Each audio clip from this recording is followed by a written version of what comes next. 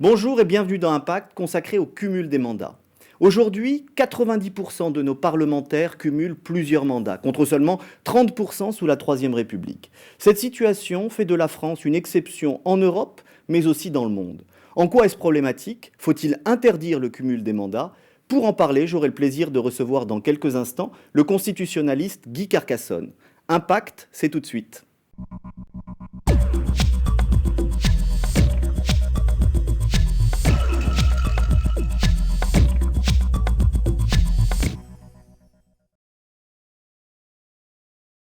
Guy Carcassonne, bonjour. Bonjour. Je rappelle que vous êtes professeur de droit public à l'Université de Nanterre.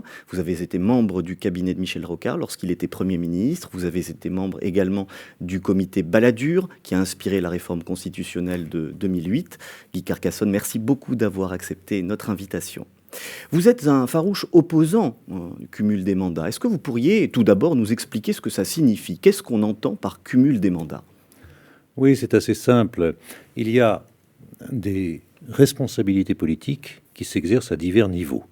Tout le monde le sait. Il y a le niveau de la commune, le niveau du département, le niveau de la région. Oui. Bon, ça sont les responsabilités locales. Il y a le niveau national et il y a désormais en plus le niveau européen.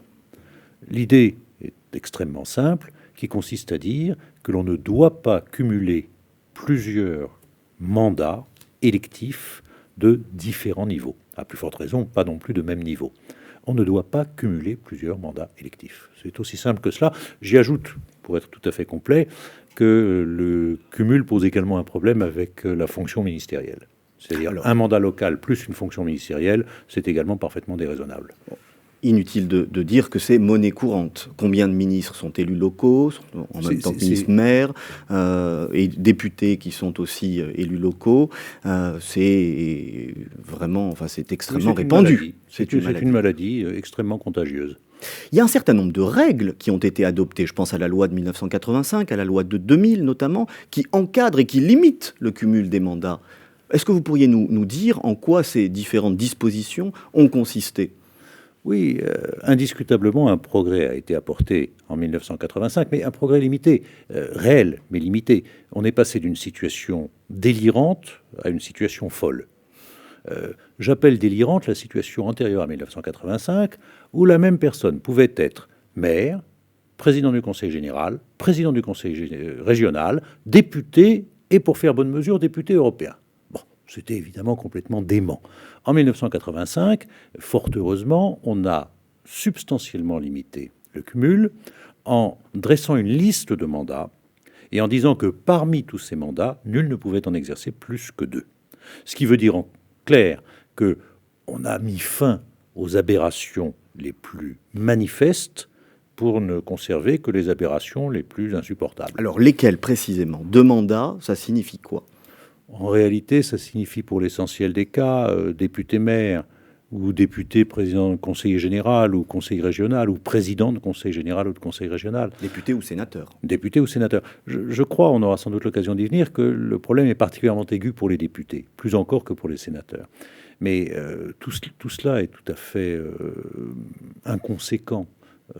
Ces mandats, surtout, depuis que la décentralisation est intervenue, ces mandats locaux sont des mandats qui prennent énormément de temps.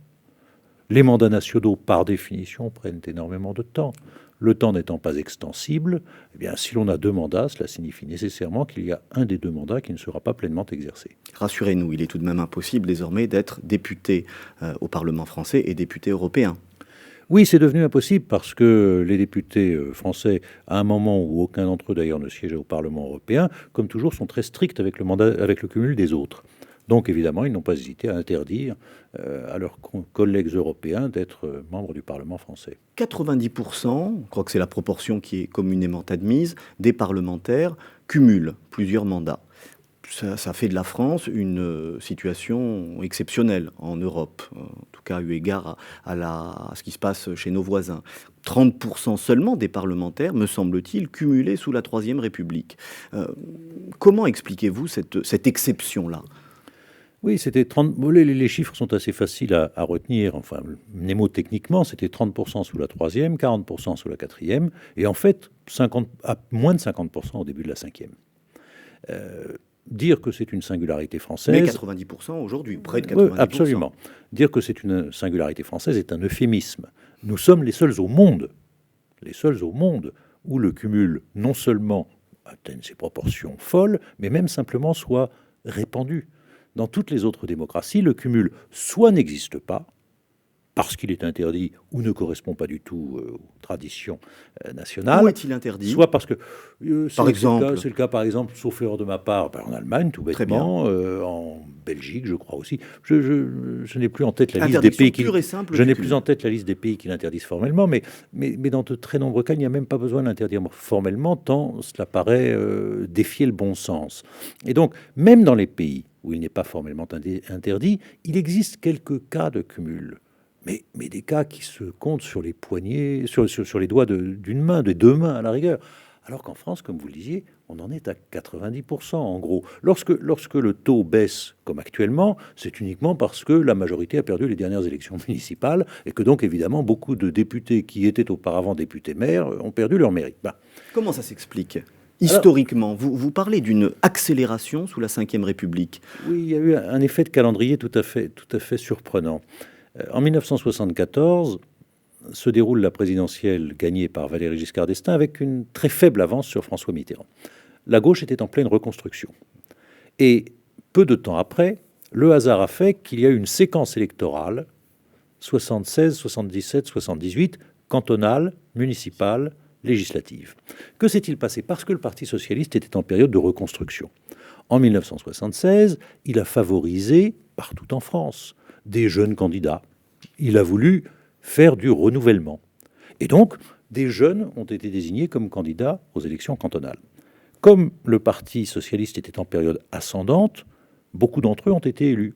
Ils avaient fait leurs premières armes électorales, ils avaient commencé à acquérir de l'expérience, à se faire connaître. Lorsqu'en 1977 sont arrivées les élections municipales, assez naturellement, dans beaucoup d'endroits, les socialistes ont dit à celui ou à celle qui avait été élu conseiller général l'année précédente, tu es le candidat tout à fait indiqué, vas-y. Beaucoup d'entre eux ont conquis des mairies. Lorsqu'en 1978 sont arrivées les élections législatives, tout aussi logiquement, on s'est tourné vers ceux qui étaient déjà maires et conseillers généraux pour dire, bon, à l'évidence, il faut que tu sois le candidat aux législatives. Et finalement, en 1980, la gauche a gagné les législatives, après la présidentielle et après le pouvoir, il y avait un nombre considérable de cumulards qui s'étaient produits de cette manière, presque fortuite, presque involontaire. Mais cette leçon n'a évidemment pas été oubliée par la droite, qui l'a parfaitement compris. Ce qui fait que lorsque la même séquence, ou presque, s'est reproduite en 84, 85 et 86, on a vu, là aussi, émerger une nouvelle génération d'élus de droite, mais qui sont devenus, si j'ose dire, cumulards aussitôt qu'élus. Et du coup, puisque le plus grand parti de la gauche et le plus grand parti de la droite s'étaient tous les deux mis au cumul, ceci explique qu'aujourd'hui, on atteigne ces 90%. Effet boule de neige du cumul des mandats, effet conjoncturel aussi, il y a une séquence politique ou électorale très particulière, mais bon, on n'en est plus là aujourd'hui. C'est-à-dire que cette séquence-là n'existe plus, en tout cas de façon aussi rapprochée. Qu'est-ce qui explique donc le fait que les élus continuent de cumuler dans des proportions toujours aussi importantes? Est-ce que ce sont des facteurs structurels ou des facteurs culturels? Il y a plusieurs raisons que je résume en disant que aussi longtemps qu'il n'est pas juridiquement interdit, le cumul est politiquement obligatoire. Pourquoi est-il politiquement obligatoire? Par divers mécanismes assez facilement compréhensibles. Premier mécanisme, c'est assez naturel, l'aventure électorale est par définition incertaine. Quelqu'un qui a un mandat et qui redoute de le perdre se dit qu'en ayant deux, s'il en perd un, il restera toujours l'autre. Première hypothèse. Deuxième hypothèse, donc un second mandat sécurise le premier. Deuxième hypothèse, qui est à mes yeux la plus redoutable, la plus pernicieuse. Vous êtes député dans une circonscription. Et puis, vous avez à vos côtés un maire d'un certain âge, avec lequel vous entendez bien, qui ne vous pose pas de problème, tout va bien. Et puis, ce maire s'apprête à partir. Vous n'avez aucune envie de voir arriver un jeune ambitieux et talentueux du même parti que vous, qui risque, après, d'une part, de conquérir la mairie, mais ensuite de vous disputer votre circonscription. Donc, quel est le meilleur moyen d'éliminer la concurrence interne? Eh bien, c'est de prendre la mairie soi-même. Ou si l'on est maire, de prendre la députation soi-même. On se met ainsi à l'abri des ambitions supposées dévorantes des meilleurs talents de son propre camp. Donc, au passage, le cumul dessèche non seulement le renouvellement, mais également très souvent les talents qui sont découragés. Il y a un troisième élément qui est souvent cité, mais qui ne me paraît pas très pertinent, qui est les moyens matériels. Il y a un plafonnement. Les moyens matériels, ce sont les indemnités. Voilà. Pas seulement.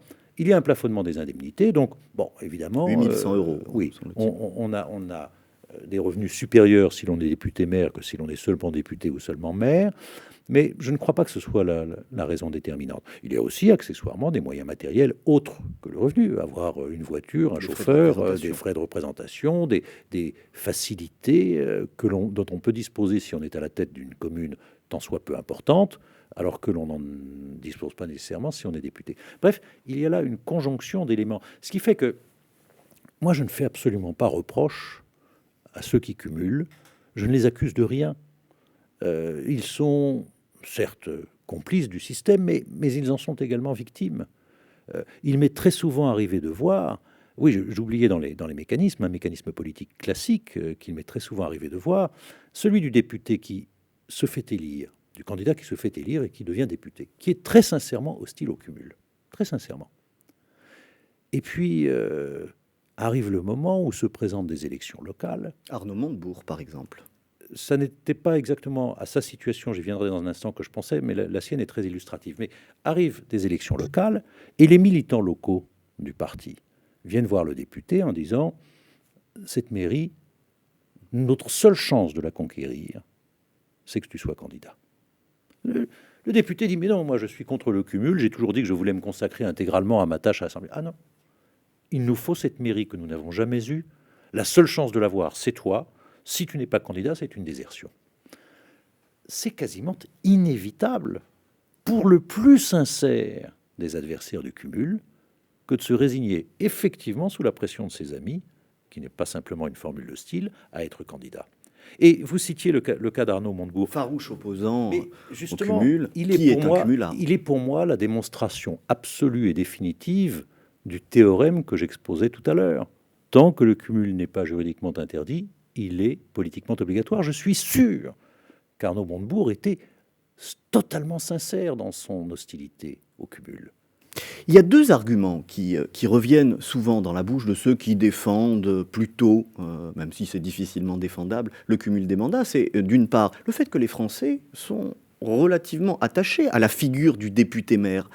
C'est un symbole d'ascension sociale, de réussite, le fait que le maire aille dans la capitale pour représenter les Français. C'est le premier argument. Le deuxième, c'est que, au fond, et c'est ce que disent nombre de ministres en ce moment même, il faut un ancrage local aux députés, aux ministres et à tous ceux qui ont des fonctions nationales. Que leur répondez-vous? Que ce sont de mauvaises plaisanteries dans les deux cas. Le premier, les Français sont attachés à l'image du député-maire et, dit-on souvent, il ne dépend que d'eux de ne pas élire un cumulard. Mais c'est faux, c'est totalement faux.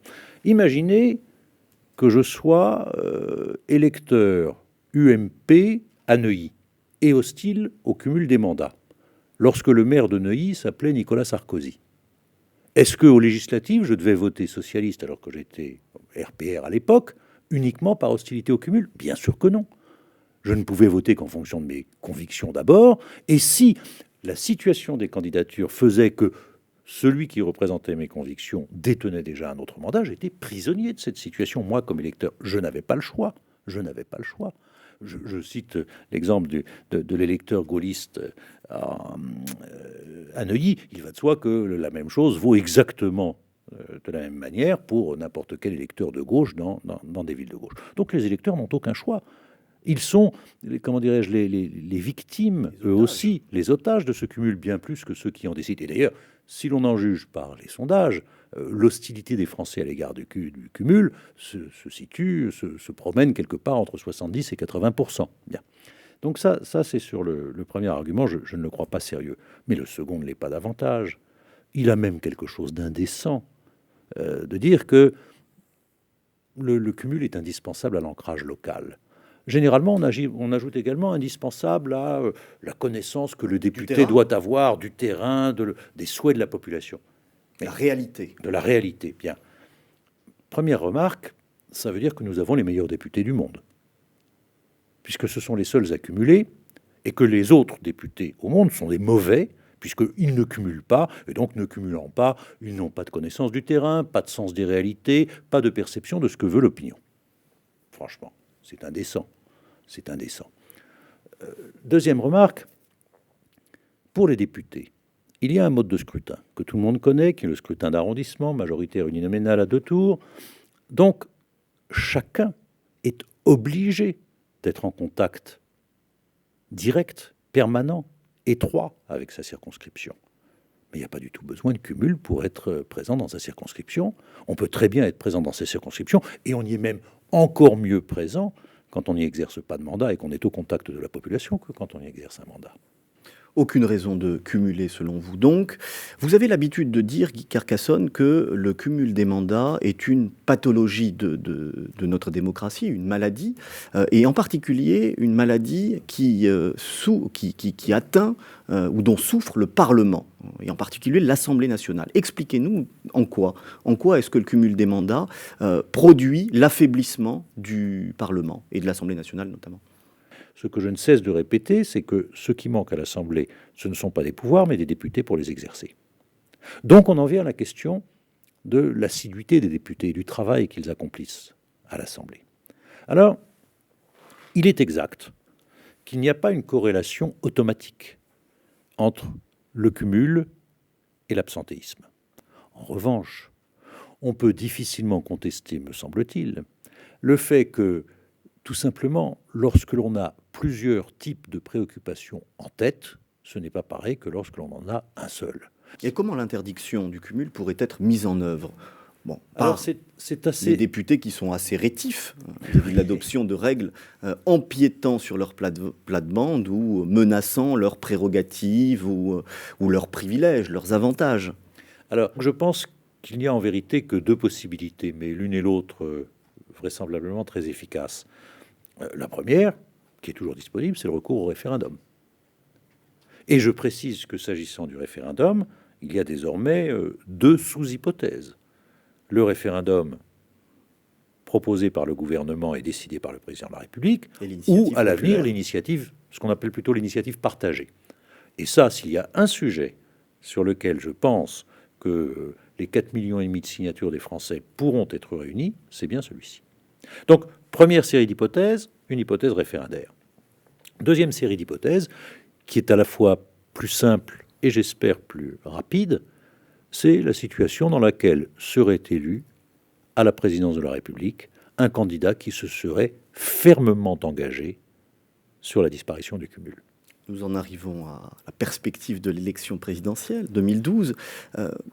De quelle manière les élus se positionnent-ils par rapport à cette problématique du cumul ? Les partis politiques, les principaux candidats ?